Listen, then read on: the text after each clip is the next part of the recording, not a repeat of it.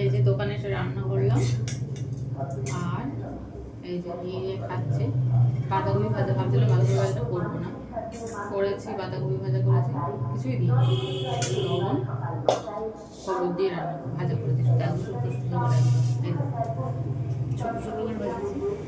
আর এই যে প্রেশার কুকারে করে টমেটো আলু, পাকা টমেটো কাঁচা টমেটো আলু দিয়ে রান্না করেছি।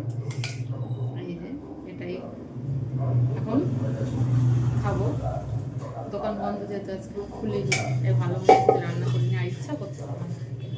এই ঠিক আছে, তা নিচে বসে খাচ্ছি। এরকমভাবে খাওয়া হয় না খুব একটা, সবসময় টেবিলেই খাওয়া হয় বেশিরভাগ। তো নিচে বসে খাচ্ছি, ভালোই লাগছে।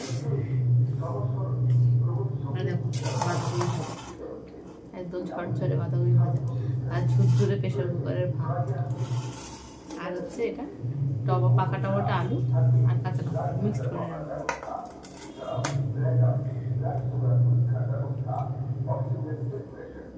ভালোই লাগছে।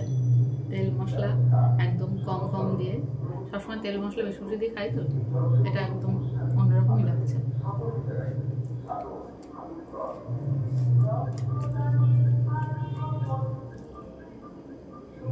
বাঁধাকপিতে লবণই দিইনি,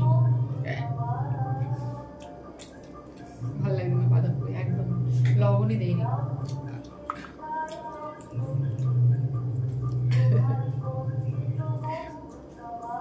ভাবলাম ভালোই লাগবে।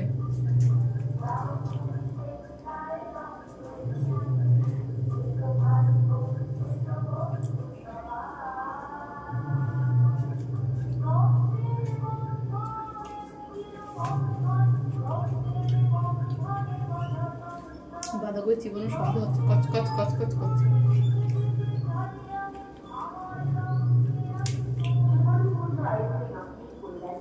তাও ভালো লাগে।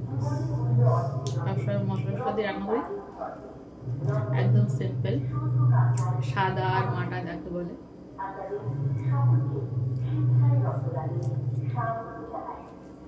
লবণ দিইনি তো, আমি ভালো সেদ্ধ হয়নি, ভাজা ভাজা ভালো সেদ্ধটা, কচকচে ভাবটা রয়ে গেছে।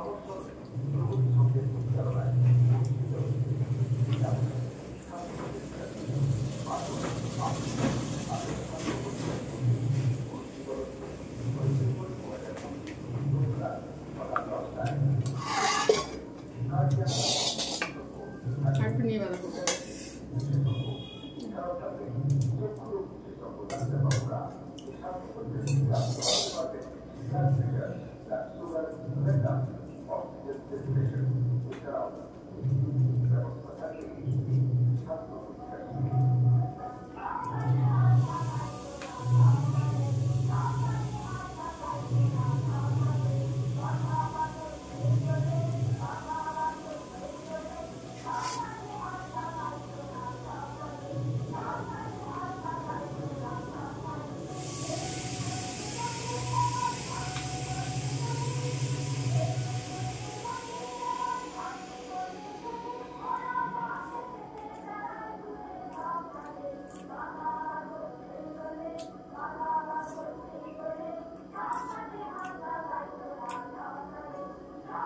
তরকারিতেও লবণ হয়নি, এই জন্য লবণের সঙ্গে শত্রুতা করেছে মনে হচ্ছে, ওর সঙ্গে সম্পর্ক কম রেখেছে।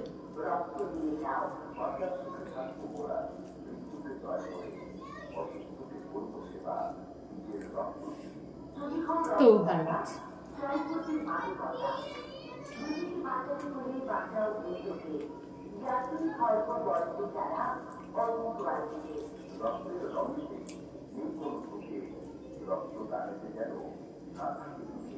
স্বাস্থ্য সম্পর্কে সচেতন শরীরে শিশুর সমস্যা হলে তাকে অবশ্যই পরীক্ষা করিয়ে দিন। শিক্ষায় রক্তদান পরিচালনায়